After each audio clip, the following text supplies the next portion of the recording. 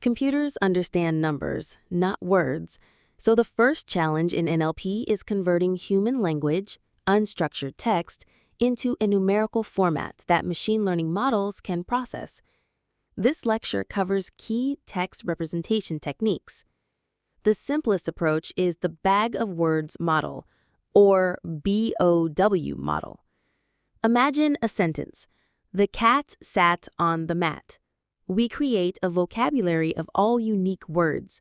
For each sentence, we count the occurrences of each word. The order of words is ignored, hence bag of words. While simple, it loses word order and semantic meaning, but can be effective for basic text classification. Building on BoW, TF-IDF, or term frequency inverse document frequency, assigns weights to words based on their importance. Term frequency, TF, is how often a word appears in a document.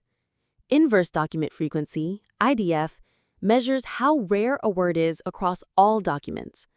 Words that appear frequently in a specific document but rarely across the entire corpus get a higher TF-IDF score, indicating their unique importance to that document.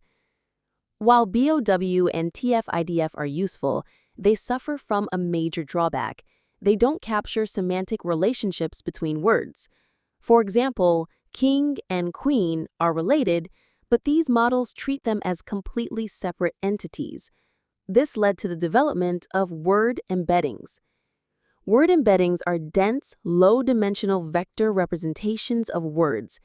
The key idea is that words with similar meanings will have similar vector representations and will be positioned close to each other in a multi-dimensional space.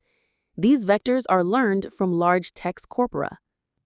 A groundbreaking embedding technique was word-to-vec, which learns word embeddings by predicting words from their context, or vice versa. This revealed fascinating properties like being able to perform vector arithmetic.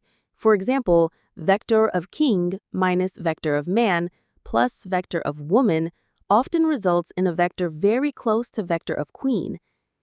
Another popular embedding is GLOVE, or Global Vectors for Word Representation, which combines global matrix factorization and local context window methods.